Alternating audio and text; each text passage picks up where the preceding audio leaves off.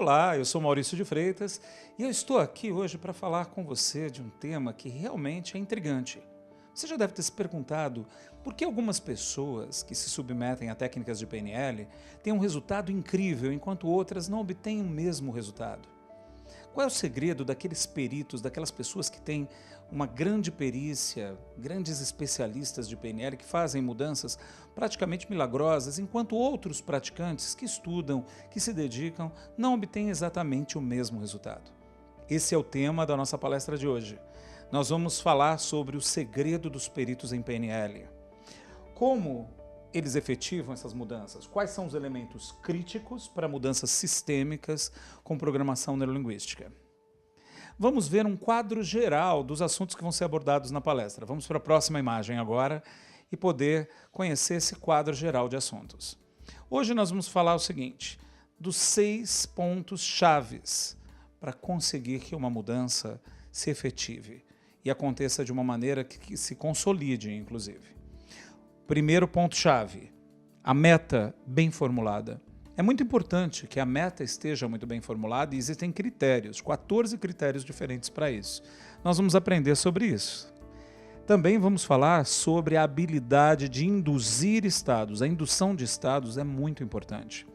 Em PNL há muitas operações cognitivas diferentes que são propostas pelo especialista e que o cliente tem que executar. Então, o especialista tem que ser habilidoso em induzir os estados do cliente, ok? Terceiro item importante, calibrar os contrastes entre o estado que a pessoa está agora e as mudanças de estado durante o trabalho. Então, é necessário que o profissional de PNL tenha uma acuidade sensorial primorosa. Nós vamos falar também sobre isso. Vamos saber sobre a importância de modelar a estrutura subjetiva da experiência do indivíduo. Nós não só modelamos, como fazemos todo um acompanhamento para entender o que está acontecendo verdadeiramente com o indivíduo e como a experiência dele está se transformando enquanto aplicamos técnicas e fazemos o diálogo provocativo com PNL, com programação neurolinguística. Finalmente, vamos falar de um tema que eu considero um dos mais importantes para efetivar resultados poderosos, que é garantir a ecologia. Vamos entender melhor o que é ecologia, mas a princípio é muito parecido com o que nós conhecemos de ecologia quando pensamos em ecologia, sistemas naturais, né, natureza em geral. Ou seja, as diversas relações que existem entre as partes que são interdependentes. A ecologia, no caso das mudanças num indivíduo, tem a ver com as partes internas, os diversos tipos de objetivos e desejos que uma pessoa tem, mas tem a ver também com os relacionamentos que essa pessoa tem com o meio à sua volta. Isso é bem importante. Se alguma mudança, por mais que a pessoa queira fazer, for prejudicar esses relacionamentos, vai haver resistência em fazer a mudança. É natural que haja. E, finalmente, o item 6, consolidar resultados. Então nós vamos perceber que os grandes, os experientes profissionais de PNL cuidam bastante dessa consolidação de resultados. Não apenas aplicam as técnicas e deixam o cliente ir embora para casa, sem grande cuidado com a consolidação do resultado, que é estabilizar aquele resultado. Afinal de contas, é uma mudança. A pessoa não está habituada com isso, é algo novo. Ela está habituada com um padrão antigo e vai entrar um padrão novo. Então é bem importante trabalhar a consolidação de resultados. E agora nós vamos para a próxima imagem, que é justamente sobre o item 1, que é garantir que a meta esteja muito bem formulada, ok? Bom, esse é um passo que é o primeiro deles, e é muito importante, porque se por um acaso falhar nesse início, você pode não ter um bom resultado depois, independentemente do que você fizer. Se a pessoa, por exemplo, escolher colocar como meta alguma coisa que não é apropriada, nós gastamos tempo e energia à toa, porque não chegamos a lugar nenhum. Só que este item, ele é bem complexo. Ele tem 14 critérios a serem seguidos, que nós chamamos em programação neurolinguística de boa formulação de objetivos, BFO. Talvez você já tenha ouvido falar, né? Eu acho que uma coisa interessante, antes da gente começar essa parte, que é um pouquinho mais técnica, é falar para você sobre o fato da palestra ser útil, tanto para você que é um profissional em programação neurolinguística, que eu tenho certeza que se você é profissional, você já está super interessado e falando, puxa, que bom, eu vou aprender aí uns truques, uns macetes sobre o que realmente funciona. Mas também essa palestra vai ser essencial para você que está começando agora, que de repente está assistindo e falando, eu quero conhecer programação neurolinguística, eu gostaria de ser cliente, eu gostaria de fazer um curso ou até de passar por um atendimento. Porque você vai ter clareza se a pessoa que está praticando com você tem perícia, se é um especialista, se é alguém que faz bem feito. Então, tanto para você que já conhece, vai aprimorar a sua prática, quanto para você que está entrando nesse mundo agora, vai saber diferenciar quando o profissional está trabalhando bem ou quando não. Não é importante isso? Porque às vezes a pessoa que não conhece nada fica à mercê de um profissional sem saber se ele está trabalhando adequadamente. Então é o seguinte, nós estamos falando do nosso primeiro item, que é garantir que a meta esteja bem formulada, e nós vamos entrar num conhecimento mais aprofundado e técnico sobre isso agora. Os 14 critérios de boa formulação de objetivos. Vamos então para a próxima imagem para que vocês possam conhecer esses critérios. Tá? A lista é uma lista grande e eu vou falar brevemente sobre cada um e vocês vão entender por que é tão importante. Porque a gente já tem que começar bem numa sessão com uma meta bem formulada para aquela sessão. Ok? Primeiro item é a formulação da meta, ela tem que ser formulada em termos positivos, ok? O que é uma meta formulada em termos positivos? Vamos supor que a pessoa chega e fala assim, eu não quero mais ter medo de dirigir, eu quero poder dirigir meu carro. Então, quando ela fala, eu não quero mais ter medo de dirigir, está formulada no negativo, ou seja, ela está falando do que ela não quer. Então, eu pergunto para ela, ótimo, então você não quer mais ter medo de dirigir seu carro. E quando você não tiver medo, o que você realmente quer? Quando você estiver dirigindo, que experiência é essa que você quer ter? Então, de repente, ela te fala, eu quero me sentir muito bem e feliz enquanto eu dirijo o meu carro e faço coisas de carro, vou viajar, vou utilizar para o dia a dia, para trabalhar. E aí você tem a meta formulada de maneira positiva. Tá? Vamos colocar um outro exemplo. A pessoa chega e fala, eu não quero mais ser um funcionário assalariado, cansei, não quero essa vida. E aí você pergunta para ela, então, e o que você quer no lugar disso? Ajudando ela a formular no positivo, porque é muito importante que esteja no positivo. O que você quer no lugar disso? Eu quero ser um empreendedor, eu quero abrir meu próprio negócio. Aí nós temos uma meta formulada no positivo. É muito importante. Se a meta estiver formulada no negativo, na verdade a pessoa só está pensando no problema. Ela não está pensando ainda na solução. E ela não sabe bem o que ela quer. Ela sabe só o que ela não quer. Então não dá para começar com uma meta formulada no negativo. Se a pessoa chega numa sessão de PNL e um praticante de PNL, um especialista, aceita uma meta formulada no negativo, ele vai ficar rodando em círculos, só falando do problema, sem encontrar um caminho para a solução, porque o cliente não sabe. Ok? Vamos para o segundo critério. O segundo critério é a meta deve ser formulada de forma simples e direta. Simples e direta. O que é isso? Vamos supor que, pegar aquele exemplo do cliente. Ele fala que ele quer empreender, ele quer abrir um negócio próprio, ele não quer mais trabalhar como funcionário. Você pede para essa pessoa, então, formular a meta, diga então o que você quer. Aí ele começa a te contar uma história, porque eu trabalho numa empresa, eu não gosto, eu já tive uma situação assim, sempre sonhei em ter um negócio, e ele conta toda uma história, né? Longa, prolixa, não está simples e direto. Tem um momento que a gente precisa que o cliente formule isso de uma forma muito clara, muito direta. Teria que ser numa frase, uma sentença que tenha um número máximo de palavras. Muitas vezes um dos números que a gente utiliza é formule então a sua meta em 5 palavras, de maneira que fique bem clara e objetiva, certo? Essa é a proposta. A gente precisa dessa objetividade, a gente precisa de uma meta formulada numa frase. Isso vai ajudar o cliente a ter muita clareza de exatamente o que ele quer. E a gente fala que ela tem que ser simples e direta, que também significa que é uma meta só, é uma coisa de cada vez. Então, no caso daquela meta da pessoa que quer abrir um negócio, então nós pediríamos para ela sintetizar e trazer isso para uma frase onde exatamente o que ela quer esteja ali sintetizado, sei lá, em 5 palavras.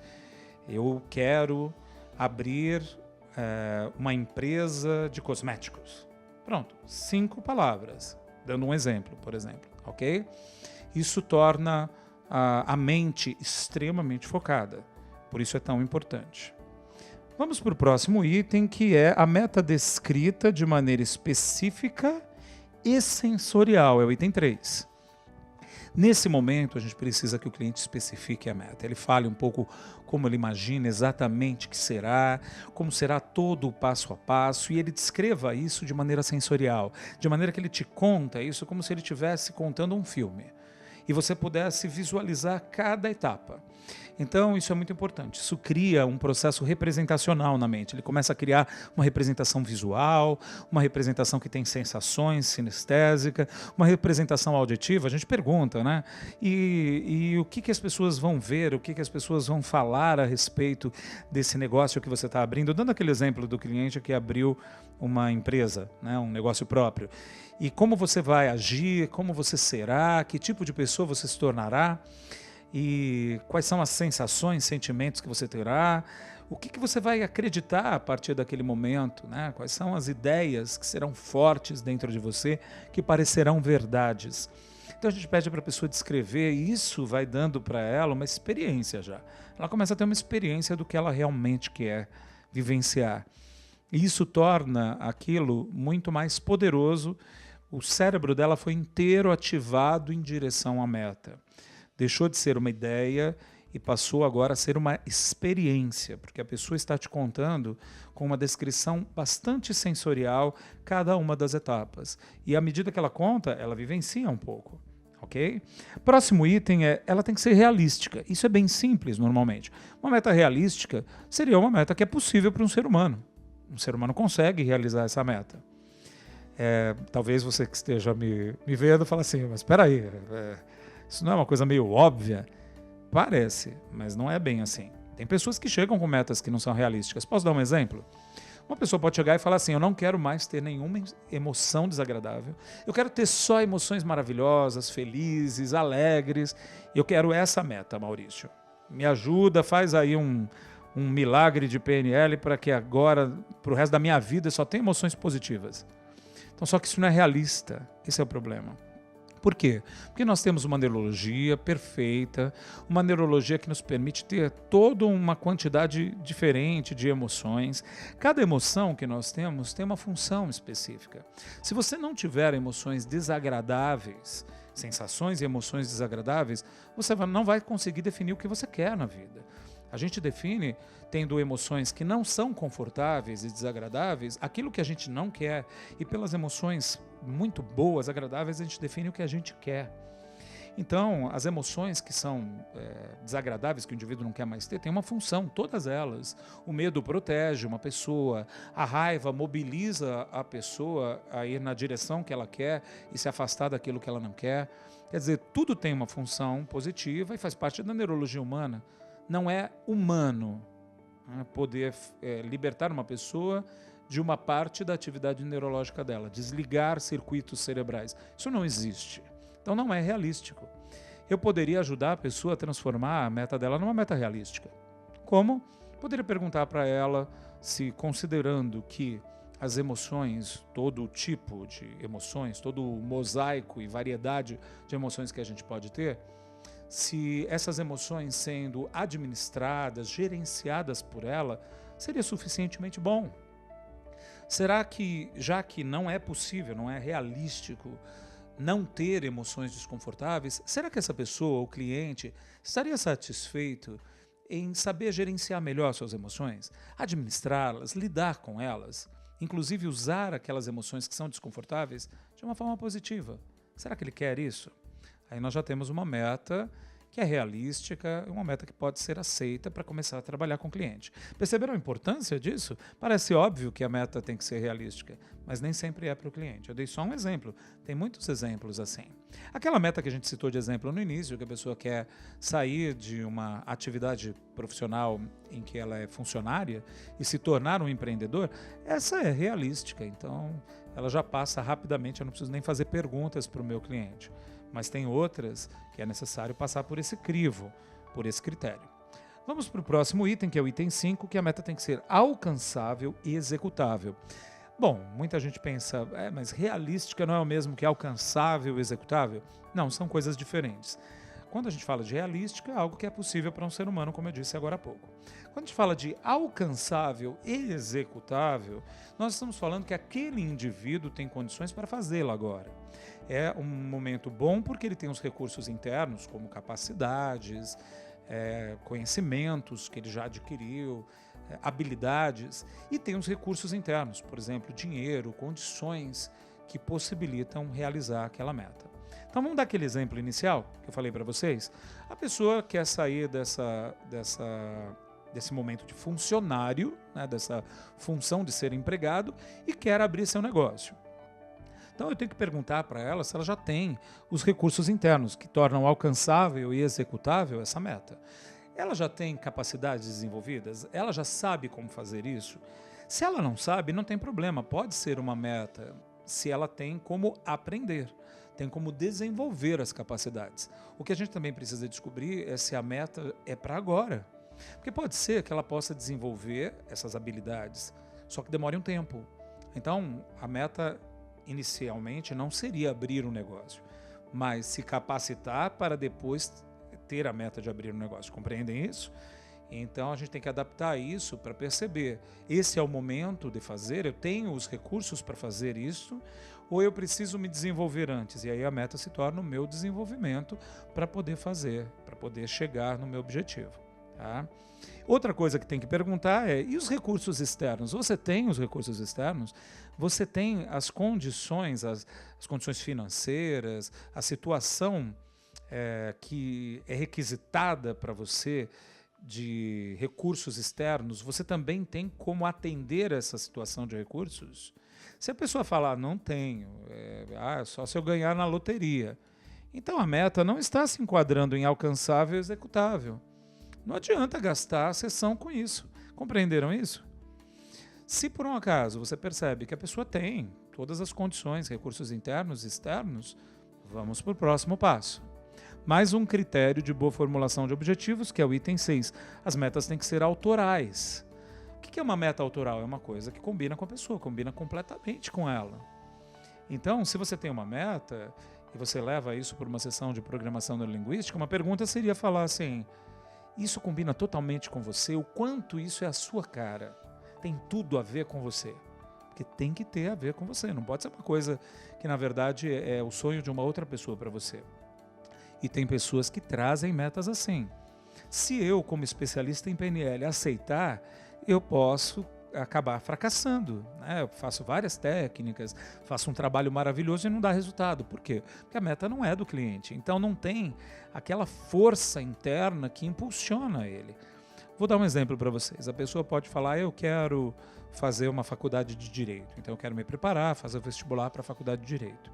Quando você pergunta o quanto isso combina com você, o quanto isso traduz quem você é, o quanto isso é a sua cara, o cliente fala, na verdade é porque meu pai, meu avô fizeram direito e são advogados, já tem um escritório da família, mas eu não sei se isso combina muito comigo.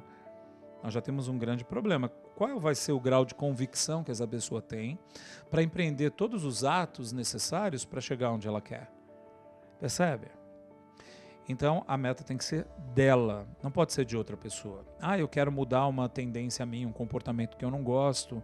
Aí você pergunta o que realmente te motiva a isso, o quanto isso é importante para você, o quanto isso tem a ver com você. A pessoa fala, é que, na verdade, sei lá, minha esposa ou meu marido é que reclamam disso. Então, não é a pessoa que quer, estão entendendo? Não é autoral. Então, a meta tem que ser da sua autoria, combinar completamente com você. Bom, agora nós vamos para o item 7, que é crítico em termos de formulação de objetivos, que a meta tem que ser mensurável. Nós precisamos saber como medir, né? Como é que você sabe em que ponto da meta você está? Será que você está se aproximando, está se afastando? Então, a gente constrói junto com o cliente a evidência da meta realizada. O que vai ser uma evidência de que você chegou lá no seu objetivo? Dá um exemplo. Se a pessoa fala assim, o meu objetivo, eu sou dentista, o meu objetivo é ter o consultório cheio de clientes. E você fala, qual é a evidência que faria você saber que você chegou, conseguiu o seu objetivo? E de repente o cliente que é dentista fala, eu acho que se o telefone tocar bastante, tocar muito o telefone vai ser evidência de que eu estou com o consultório cheio. Será que é evidência mesmo? É possível que o telefone toque muito, mas mesmo assim nenhum cliente marque? Aí o cliente fala, não tinha pensado nisso. É possível. Então não é a evidência. A evidência é uma prova irrefutável de que você chegou no objetivo. Então de repente ele pensa, os clientes marcados na agenda, eu vejo os nomes deles marcados em todos os horários. Eu pergunto, é possível que eles estejam marcados e cancelem? Ele fala, é verdade, eles poderiam cancelar. Não é evidência ainda. A evidência tem que ser uma prova mesmo, irrefutável. Então, talvez num outro momento ele pense, ok, então na verdade eu quero uma outra coisa, eu quero como prova e evidência eu ter a visão da minha agenda da semana que acabou de passar e fazendo a contabilidade dos valores e percebendo que a agenda estava lotada e que tinha até pessoas em fila de espera, eu tentando encaixá-las para a próxima semana. Aí sim, gente, agora é uma prova, é uma evidência. O consultório está lotado de clientes. Nós vamos construir muitas evidências, inclusive evidências de meio de processo, para poder medir. E uma das coisas que um praticante experiente de PNL faz é, ao construir as evidências, ajudar o cliente a ter a experiência, que é uma experiência muito boa, né? Ele tem aquela experiência super positiva de já ter chegado lá e nós verificamos como ele fica, qual é o estado que ele fica, a expressão fisionômica, tudo, e prestamos atenção. Porque isso para nós também vai funcionar como evidência no meio do processo, se as técnicas que nós estamos aplicando estão levando a ele esse estado positivo. Então essa é uma parte bem técnica do trabalho, que é tornar a meta mensurável. Item 8, muito importante, a meta tem que ser relevante, atraente, motivadora. Se não for, eu quero, eu acho que eu estou com uma vontadezinha assim, a pessoa não vai. Pense no seguinte, que uma meta de um indivíduo é uma proposta de mudança, tem desafio.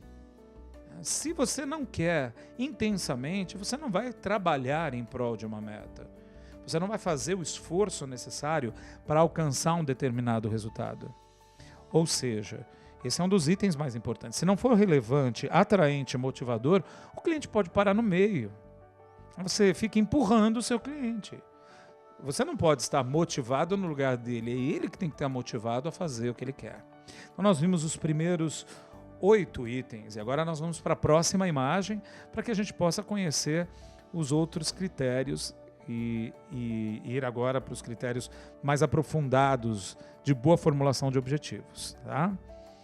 O item 9 é, a meta tem que ser independente e sustentável, ou seja, é uma meta que a pessoa vai começar e que vai manter depois. É claro que pode ter mais gente que vai fazer isso com ela. Vamos supor que a pessoa falou daquele objetivo que eu citei como exemplo hoje, de querer abrir um negócio próprio.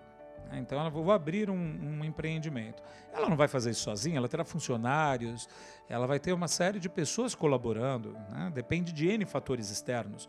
Só que a meta tem que ser algo que pode ser iniciado e mantido por ela, ou seja, a parte que se refere a ela e que ela vai manter. Vamos supor que uma pessoa sai, funcionário sai, ela readmite outro.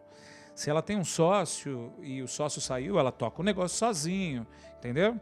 Por exemplo, a pessoa chega para mim e fala assim, eu tenho a meta de... O contrário disso, né? O contrário de empreender, conseguir um emprego. Tem pessoas que vêm com essa meta, eu quero um emprego.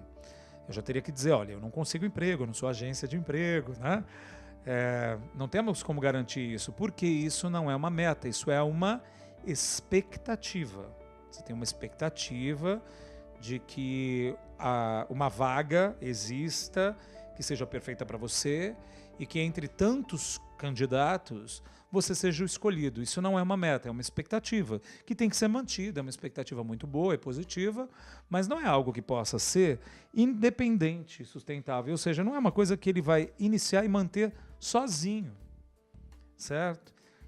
Então nós temos que transformar isso em algo que pode ser iniciado e mantido pelo cliente. Poderia ser assim, então, qual é a sua parte? Qual é a parte que você garante, que pode começar e pode manter, inclusive? O cliente poderia dizer, bom, então eu poderia trabalhar com você, ter um desempenho maravilhoso nas entrevistas. Acho que é isso que eu quero ter um desempenho fantástico nas entrevistas de emprego, independentemente do resultado, da expectativa a ser atingida, de eu ser contratado ou não, eu quero ter um desempenho que eu me orgulhe, que eu fale, olha, eu fiz o meu melhor. Se não foi contratado é porque tinha outros fatores que impediram, mas com certeza eu dei o melhor de mim. Aí é uma meta que ela pode ser independente e sustentável. Eu posso ajudar essa pessoa a garantir isso. E isso vai fazer com que ela tenha ainda expectativa, mas saiba diferenciar o que é uma meta e uma expectativa. Uma meta depende de você, pode ser iniciada e mantida por você. Agora, aquilo que depende de fatores externos não é meta, é expectativa. Item 10. Esse é um dos fatores mais importantes. A meta tem que ser ecológica, ou seja, contemplar o sistema e avaliar perdas e ganhos. O indivíduo está inserido dentro de um sistema, ele está inserido numa família, ele tem relações sociais, ele mesmo é um sistema. Pense no seguinte, você tem vários interesses, objetivos diferenciados, metas, então você tem um interesse em descansar, uma outra parte sua quer que você tenha lazer e se divirta, você tem interesses na vida familiar, na vida profissional, então quando você desenvolve um objetivo, uma meta e quer muito alcançar esse resultado positivo na sua vida, tudo isso tem que ser contemplado. Vai fazer bem para a sua vida? Vai prejudicar alguma área da sua vida? Vai prejudicar algum relacionamento importante seu? Se acontecer de a sua meta, por melhor que ela pareça ser, prejudicar alguma área da sua vida, é bem provável que vai se levantar uma força dentro de você que resistirá a ela, porque não quer aquelas perdas. Então nós temos como avaliar a meta, transformá-la de maneira a ela se tornar o mais ecológica possível. Ecologia aqui tem a ver justamente com as relações que se estabelecem do indivíduo com ele mesmo, todas as partes internas, os importantes objetivos diferentes que ele tem dentro dele e as relações que ele estabelece com o meio à volta dele. Tem que estar tudo isso em equilíbrio. Se não estiver, você corre o risco de fazer um trabalho, aceitar uma meta que não é ecológica e vai acusar seu cliente de estar resistente. Mas não existe cliente resistente. Existe o fato de repente, ter aceitado uma meta que não foi ecológica o suficiente, que ela pode causar danos a alguma área da vida e que é por isso que o cliente não faz. Não é porque ele realmente seja resistente. Aliás, a gente tem uma frase que é do Dr. Milton Erickson, que ele diz que não existem pacientes resistentes, existem terapeutas pouco flexíveis na sua maneira de lidar com o cliente. Então não existe esse conceito na programação neurolinguística, na PNL não existe resistência ou autossabotagem. O que existe é uma falta de avaliação de todas as perdas e ganhos, né, de todos os elementos e também das funções positivas por trás de cada comportamento, daquilo que o indivíduo quer manter. Quando nós cuidamos da ecologia, a gente percebe que para ir em direção a algo, para ganhar algo positivo, também existe uma perda. Então, nós estamos dispostos a ter essa perda? Nós vamos deixar algo para poder fazer algo melhor, algo que nós queremos mais, mas será que tem um lado nosso que quer manter? Quais são os aspectos da nossa realidade atual que nós queremos manter? Então, com esse cuidado com a ecologia, você consegue fazer um trabalho poderoso. Próximo item, a meta tem que ser contextualizada. Contextualizada é quando vai ser feita, em que período? Em que período haverá cada etapa, né? Quando você cumprirá cada pedaço do seu objetivo? Onde? Com quem? Por exemplo, aquele exemplo de alguém que quer abrir um negócio próprio, ela fala, eu quero empreender. Onde? Em que lugar? Em que cidade? Que estado? Em que bairro? Qual é o ponto adequado que você está vendo para abrir o seu negócio, o espaço físico do seu negócio? Com quem? Que tipo de funcionários você quer ter? Quais você não gostaria de ter? definindo claramente a contextualização da meta. Próximo item, o item 12, é que uma meta tem que ser planejada. Então, mesmo que não seja logo no início da sessão, mas podendo ser no início também, né, nós avaliamos quais seriam as etapas.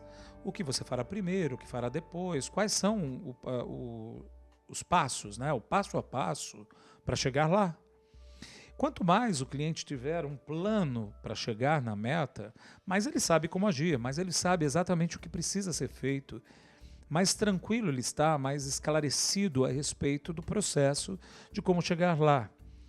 Planejar, ter um plano, que é esse item 12, a meta planejada, também ajuda a acalmar o cliente que às vezes está ansioso e quer para ontem.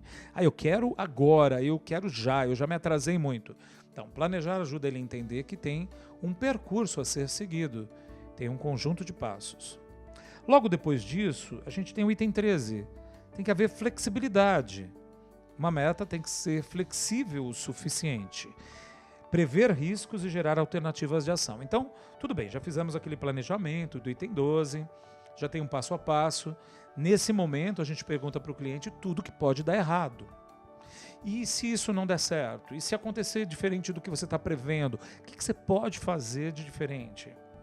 A proposta aqui é tornar o cliente poderoso em todas as circunstâncias. É que ele esteja preparado para qualquer coisa, não tem nada que impede ele. Não tem nada que paralisa. Então, o que poderia acontecer de surpreendente, o que pode dar errado, o que pode não acontecer como você queria. E aí a cada coisa que ele imagina, puxa, acho que pode acontecer tal coisa, o que você vai fazer, como você se torna imparável, que alternativas você tem que vão te tornar uma pessoa de poder pessoal, mesmo quando as coisas não acontecem de acordo com o esperado. Essa é a proposta. Aliás, isso me ajuda a falar sobre uma questão a respeito da PNL. Na década de 90, houve uma divulgação indevida por parte de alguns praticantes de PNL e que fez com que as pessoas se confundissem sobre o que a PNL era. Então, muita gente começou a achar que a programação neurolinguística era um tipo de autoajuda, o que ela realmente não é. E que, na verdade, ela era pensamento positivo. Vamos fazer um pensamento positivo. Pensou positivo é PNL. Isso é um equívoco. Isso vem de uma divulgação errônea a respeito da PNL. PNL não é pensamento positivo. PNL é um pensamento realista, que torna o indivíduo um indivíduo de mais poder pessoal. Então a nossa proposta é avaliar qual é esse território, essa realidade na qual nós estamos convivendo. Perceber como é que é essa realidade e olhar para ela de frente. E adequar nosso modelo mental, nosso mapa dessa realidade, para que ele esteja o mais próximo da realidade. Quanto mais realista é o cliente, mais poder pessoal ele tem. Mais habilidade ele tem para lidar com tudo e nada pega ele de surpresa. Essa é a ideia. Então o pensamento da PNL não é um pensamento positivo, sim um pensamento realista e poderoso. A proposta é adequar o modelo mental à realidade, equilibrando o mapa de mundo, o modelo de mundo que é na mente, com o território que é o mundo real que existe lá fora. Então, essa é a proposta principal da programação neurolinguística. Por isso, trabalhar a flexibilidade. Quanto mais flexível o indivíduo é, quanto mais escolhas ele tem, mais poder pessoal ele terá. E, finalmente, encerrando esse primeiro segredo, né, dos peritos de PNL, que é a boa formulação de metas, nós temos o item 14, que é a meta fixada e experienciada numa escala de tempo. Então é altamente recomendável que a gente coloque prazos. Pense no seguinte, quando não tem prazo, você fala, eu estou querendo fazer tal coisa. Vou dar um exemplo. Quero muito escrever um livro. A pessoa fica a vida inteira falando que quer escrever um livro, nunca escreve. Só tem um jeito, é colocar prazo de verdade para que você assuma um compromisso e comece a agir em direção a isso. Então, nós trabalhamos com as metas fixadas no tempo. Quando exatamente? Quando isso deve estar terminado, né? Isso combinado com planejamento é perfeito.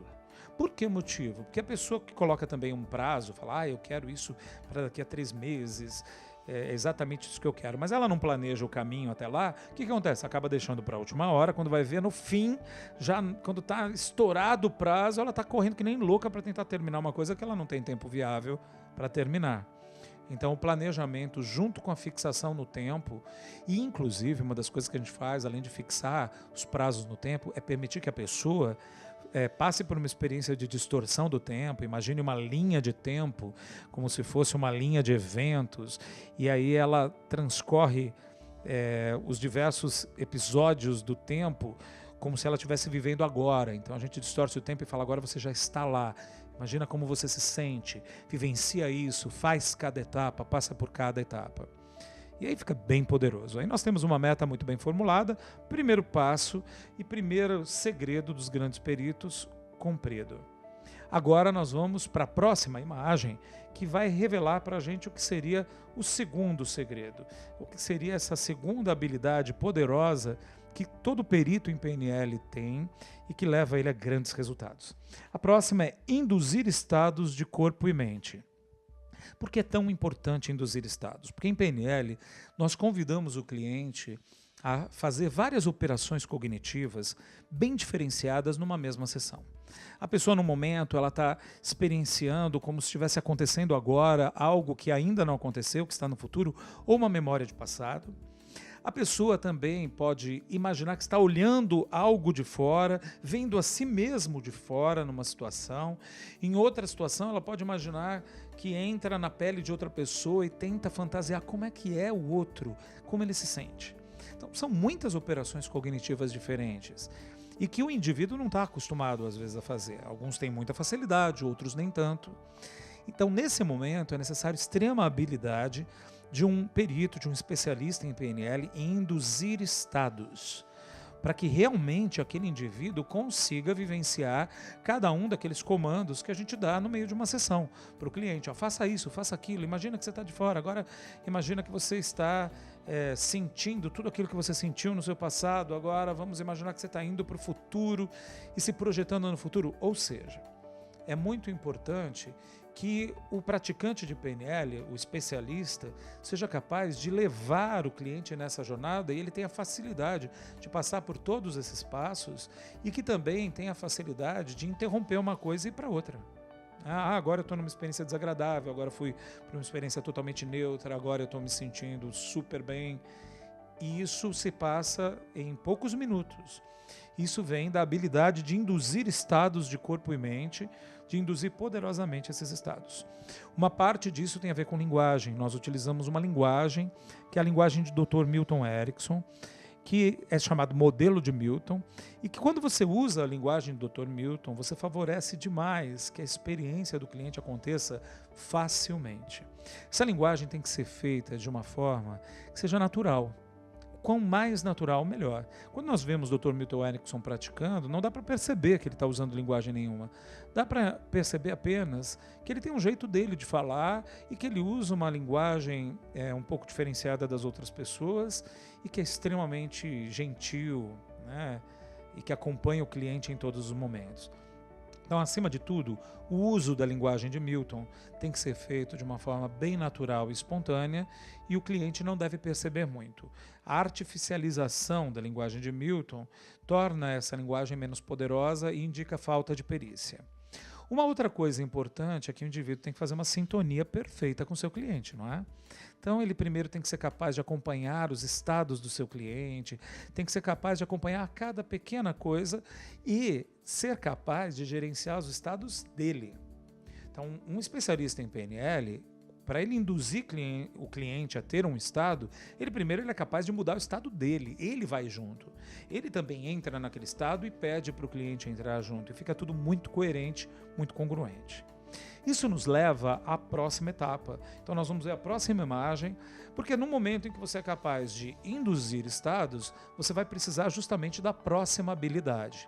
É a habilidade de utilizar a acuidade sensorial, a percepção fina, né, para calibrar os contrastes. Você colocou a pessoa em vários estados diferentes. Você tem que saber se ela está mesmo. Acontece às vezes com alguns praticantes que não são tão experientes de seguir um passo a passo ali de uma técnica de PNL, de um padrão de programação neurolinguística e guiar o cliente dele e dar um monte de comandos. Só que ele não sabe se o cliente dele está vivenciando, se o cliente dele não está vivenciando. Qual é o problema? O que impede ele de saber? É porque ele não desenvolveu muito bem ainda a habilidade de acuidade sensorial e a calibração, a capacidade de calibrar o que está acontecendo, calibrar os sinais de saída que a gente fala. uma linguagem de computador, né? Os outputs. Os sinais de saída são, sim, tem um processo neurológico acontecendo, está acontecendo algo dentro do cérebro do teu cliente. Só que tem uma série de sinais que indicam para você o que está acontecendo. Então tem a mudança na coloração da pele, a mudança na respiração, os gestos de mão, a expressão fisionômica. Tem tantos sinais acontecendo o tempo inteiro durante a comunicação com o cliente, e é muito importante que essa pessoa tenha o desenvolvimento da acuidade sensorial para ser capaz de perceber cada uma dessas coisas.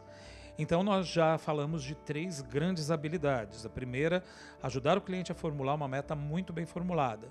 A segunda, induzir estados de corpo e mente de uma maneira poderosa, que realmente o cliente tenha uma experiência. E a terceira, ter a acuidade sensorial, a habilidade de calibrar cada contraste do que está acontecendo dentro do cliente a partir desses sinais, de todas essas pistas de acesso ao que está acontecendo no mundo interno e na neurologia do indivíduo, ok? Agora nós vamos para o próximo item muito importante, o 4 critério que todo especialista em PNL é extremamente cuidadoso. Vamos para a próxima imagem.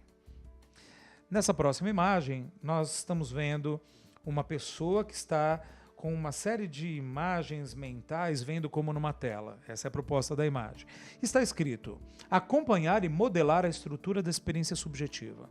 Enquanto o cliente está com um perito em PNL, ele está passando por muitas experiências. Ele está tendo imagens mentais, ele está tendo diálogos internos, sensações. E o tempo todo tem uma experiência subjetiva acontecendo que precisa ser acompanhada e modelada. Tem 2 funções para você modelar a experiência subjetiva do indivíduo. Em primeiro lugar, você entender como é que essa pessoa funciona, como ela pensa, como ela valoriza aquilo que ela dá valor, como ela dá significado às coisas. De que maneira ela está criando experiências positivas ou negativas. E o que a gente mapeia, né? O que a gente modela, o que a gente acompanha. São muitos elementos. Citando alguns como exemplo, a gente percebe o que está acontecendo. A experiência do indivíduo é uma experiência mais auditiva, mais visual, mais sinestésica? Quais são os pontos críticos que estão causando bem-estar ou mal-estar nessa experiência? São as palavras que ela diz para ela mesma, o efeito da proximidade ou tamanho gigantesco de uma imagem que causa enorme impacto a ela. Quando ela conversa, quando ela fala conosco, ela está falando do que ela acredita, ela está revelando crenças ou mostrando a hierarquia dos valores dela. Ela está num determinado momento se referindo à identidade dela, ou ela está falando mais de um comportamento, ou ela está falando de capacidade. Tudo isso é estrutura da experiência subjetiva. É isso que realmente cria a experiência do indivíduo mais do que o conteúdo da experiência. Então, alguém que tem perícia em programação neurolinguística tem uma habilidade enorme em se manter fazendo um mapeamento representacional do indivíduo, que significa perceber e mapear como o indivíduo está representando a realidade dele, como ele está criando a realidade dele, como ele está construindo cada uma das coisas. O indivíduo chega e fala: eu estou me sentindo triste, né? Como você está criando esse sentimento de tristeza? O que você faz deliberadamente ou inconscientemente que cria a tristeza? É algo que você faz a si mesmo, algo que você acredita? É uma imagem que você vê com muita frequência? É uma sensação que você acessa novamente? É um temor de futuro? É algo em relação ao passado? Como você faz para conseguir estar triste mesmo quando estímulos externos positivos acontecem? O que é que você faz para dar manutenção a um estado que outras pessoas não conseguem? Elas oscilam. Então elas estão tristes, mas aí esquece a tristeza, porque aconteceu uma coisa divertida, engraçada, mas você diz que tem se mantido triste, então qual é o segredo? Como você está fazendo isso? Isso é modelar o indivíduo na sua experiência subjetiva, perceber quais são os ingredientes dessa experiência subjetiva, como ele provoca em si mesmo aquilo que está acontecendo nele. E perceber a estrutura da experiência, não o conteúdo, porque a pessoa vai te contar uma história, mas aí você fica hipnotizado com a história dela, né, e não consegue perceber a estrutura por trás dessa experiência, que é o segredo da mudança, é o grande segredo da mudança. Muitas pessoas que são inexperientes, quando vai ver, ficam ouvindo o cliente, prestam muita atenção à história dele, se interessam, ficam praticamente hipnotizados com a história do cliente e não conseguem perceber nada da experiência subjetiva. Aí a pessoa não sabe nem o que fazer, não sabe que exercício escolher. E aí acaba sendo uma das das características, né, de um iniciante, de não conseguir prestar atenção em muitos elementos. Realmente são muitos elementos para prestar atenção simultaneamente, demora um tempo. E no início, quando a gente é recém-formado, nós somos aplicadores de técnicas e padrões de PNL. Então a pessoa fala, eu estou com um problema amoroso. Que técnica seria boa para um problema amoroso? E acaba escolhendo uma. Mas o ideal mesmo é fazer a modelagem da estrutura subjetiva de cada cliente. Fazer um trabalho customizado, realmente prestando atenção ao que está acontecendo com aquele indivíduo para escolher as melhores ferramentas para trabalhar com ele. Ok? Bom, isso nos leva para a próxima etapa. Então vamos ver a próxima imagem e eu considero essa uma das mais importantes etapas, que é o momento em que você tem que garantir a cada momento da sua aplicação, garantir a ecologia do processo de mudança. Garantir a ecologia é a cada operação que você propõe para o cliente, a cada pequena intervenção que você faz, observar, utilizando a sua habilidade de calibração, né, de calibrar sensorialmente, com aquela acuidade sensorial, e observar as palavras do indivíduo, observar tudo para perceber se existem objeções. Existem objeções, existe algum nível de resistência, existe algum tipo de perda por trás dessa mudança. Então, cada passo te revela se o indivíduo está sendo congruente ou incongruente. Você tem que ser capaz, como nós já aprendemos anteriormente, de calibrar as incongruências, estar extremamente atento e ser provocativo até, de perceber se as coisas são ecológicas ou se há efeitos desagradáveis por trás dessa mudança. Então, o tempo inteiro nós estamos investigando e percebendo os efeitos de cada operação cognitiva que nós propomos para o nosso cliente. Cada pequeno passo que é feito, seja conversacional, ou seja uma técnica mais prática, ou até mesmo corporal em programação neurolinguística, você observa como que o indivíduo reage a isso, se em algum momento há alguma incongruência, a pessoa fala, não, está bom, mas tem uma expressão fisionômica que não combina com isso, dando um exemplo, e pergunta por objeções. Que objeções você teria? O que poderia ser negativo? Se você fosse criativo e imaginasse algo que poderia dar errado, o que vem à sua mente? Porque se houver qualquer tipo de barreira de ecologia, não vai ter permissão. Essa é a questão.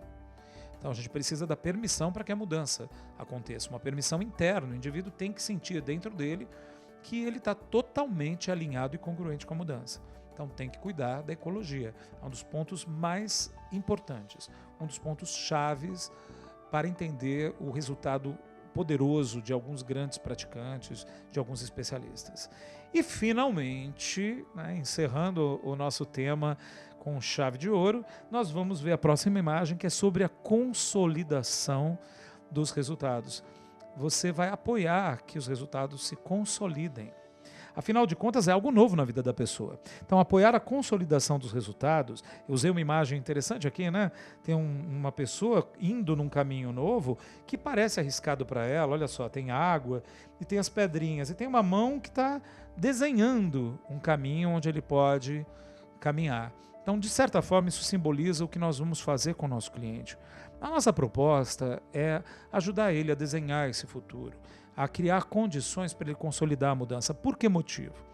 Ele vem de um padrão que ele está muito acostumado. Há muito tempo ele age do mesmo jeito. Ele não está acostumado a essa coisa nova que está sendo proposta. A meta é algo novo. A meta ainda é algo que ele não tem total referência em mente. Então é muito importante ajudá-lo a consolidar os resultados. Ele fez uma ótima sessão, saiu motivado, saiu empolgado. Como vai ser daí por diante? Uma maneira de consolidar é: pergunta para essa pessoa, como é que você faz para manter as coisas que são boas na sua vida? Você já começou algo novo e passou por desafios, passou por enfrentamentos, mas você deu um jeito de manter isso. O que você fez? A própria pessoa vai te dizer como é que ela faz para consolidar resultados e para manter coisas importantes para ela. Outra coisa que pode ajudar na consolidação, existe algo em programação neurolinguística chamado ponte ao futuro. Ponte ao futuro, entre várias funções que ela tem, até de ajudar a pessoa a testar a ecologia, porque a gente faz uma ponte ao futuro e investiga os efeitos de futuro. Um dos grandes propósitos da ponte ao futuro é gerar consolidação de resultados. Então imagine que eu posso pedir para a pessoa imaginar o futuro dela após a mudança. Então Nós já passamos por uma experiência muito boa, estamos no final de uma sessão de programação neurolinguística, que ótimo. Então agora vamos ver como é que é agora passar por aquelas experiências que antes eram desafiadoras para você, como é passar por experiências futuras que você quer ser muito bem sucedido nelas, agora, após ter passado por esse processo de mudança em programação neurolinguística. E o indivíduo tem uma experiência virtual, uma experiência que não é a realística, mas que ele faz com o máximo de realismo possível. E vivencia como vai ser daqui a 6 meses, como vai ser daqui a 1 ano, como vai ser daqui a 5 anos. Eu posso até criar um diálogo fictício com o meu cliente. Eu falo, nós estamos nos encontrando na rua agora, faz 5 anos que a gente não se vê. Imagina que está acontecendo isso. Eu falo, oi fulano, tudo bem? Nossa, faz 5 anos que a gente fez aquela sessão em que você tinha uma meta e eu não estou sabendo da tua vida. Como é que ficou a tua vida depois disso? Me conta aí. Aí ele conta como ele foi bem sucedido, como está a vida dele agora e tudo mais. Tudo isso ajuda na consolidação do resultado. Tem também maneiras de consolidar resultados através de técnicas de PNL. Existe uma técnica chamada gerador de novos comportamentos, que quando o cliente não tem uma referência comportamental, ele nunca fez aquilo na vida dele. É uma novidade para ele. Você cria uma forte referência comportamental e o indivíduo tem a sensação de que ele sabe exatamente o que fazer daqui por diante. E tem muitas outras técnicas que podem ser usadas para a consolidação de resultados. Esses são os 6 segredos dos peritos em PNL para realizar mudanças poderosas e efetivas. Agora nós vamos para a próxima imagem e vamos fazer uma breve revisão, ok? Então, primeiro nós falamos que um dos segredos dos peritos a meta tem que ser muito bem formulada, ok? Segundo, temos que ser habilidosos em induzir estados. Terceiro, calibrar os contrastes e ter aquela acuidade sensorial para perceber o que está acontecendo com o cliente à medida que ele faz os exercícios. Quarto, modelar o tempo todo a estrutura subjetiva do indivíduo.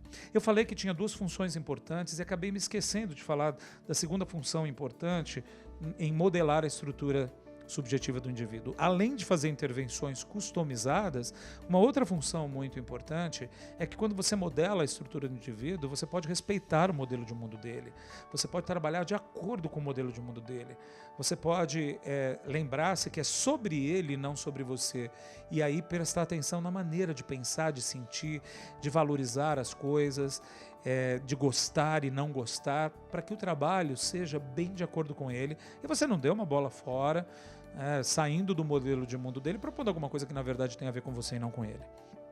Próximo item, nós estudamos sobre garantir a ecologia do processo e finalmente consolidar os resultados. Bom, nós chegamos ao final e agora nós vamos ver algumas imagens sobre a minha expertise, né, para que eu possa me apresentar um pouquinho mais para vocês e vocês possam me conhecer melhor. Próxima imagem. Então, nesse momento, eu gostaria de apresentar quem eu sou. Eu já me apresentei no início, mas não falei da minha formação. Eu tenho uma formação inicial em artes cênicas e música e depois fui me interessando por inúmeras linhas terapêuticas e linhas de desenvolvimento humano e a partir de 1991 eu comecei uma carreira na área de desenvolvimento de pessoas e empresas. Hoje eu sou Master Trainer em Programação Neurolinguística pela NLP IN. Represento qualidade e garanto formação de alto nível para profissionais de Programação Neurolinguística. Também trabalho como Coach Master Trainer ICI, dou formação, sou treinador de coaches, represento a qualidade ICI no Brasil, né, e sou trainer em Neurosemântica, que é uma evolução, né, dentro da programação neurolinguística. Digamos que houve um momento em que novas técnicas, novos modelos surgiram e novas habilidades para lidar com o ser humano com um nível um pouco mais avançado do que a PNL tradicional. Um deles é a neurosemântica e eu tenho também uma formação internacional, represento a ISNS. E sou consultor em panorama neurosocial, que é uma das expansões mais criativas da PNL na atualidade. No próximo slide a gente vai ver, na próxima imagem, a minha área de atuação. as coisas que eu realizo. Então, eu atuo em treinamentos empresariais. Se você tem uma empresa e gostaria de me contratar para dar treinamento, eu executo treinamentos de alto nível e, inclusive, customizo treinamentos para a necessidade da sua empresa. Trabalho também com coaching para presidentes, executivos e equipes e business coaching, que é o coaching que intervém na organização como um todo. Dou formação de profissionais em coaching, programação neurolinguística e panorama neurosocial. Dou treinamentos também para desenvolvimento pessoal e profissional para pessoa física, as pessoas que querem procurar diversos treinamentos para o desenvolvimento da autoestima, resiliência e assim vai. Eu ministro vários treinamentos. E também trabalho com coaching de vida, o life coaching, que são os atendimentos para os particulares em coaching. E se você quer o meu contato, embora ele já tenha aparecido na tela, no próximo slide nós temos informações um pouco mais detalhadas de contato. Essa é a minha empresa, Inside, o desenvolvimento de pessoas e empresas, que é uma empresa formada desde 2012 e que tem uma proposta de vir para o mercado, oferecendo ao mercado um nível de qualidade altíssimo e oferecendo um compromisso muito sério que nós possamos elevar realmente o nível da prática de PNL e coaching no Brasil. Nós estamos lá na Rua Augusta, próximo ali da Avenida Paulista, próximo à estação Consolação do metrô e à estação Paulista do metrô, linha verde e linha amarela. E aqui nós temos telefone, WhatsApp, você pode anotar, entrar em contato conosco. Foi um prazer enorme estar aqui com você. Espero realmente ter prestado um grande esclarecimento que possa ser muito útil para a sua vida e para que você que é profissional de PNL, para a sua carreira. Um abraço grande e aí nos vemos por aqui.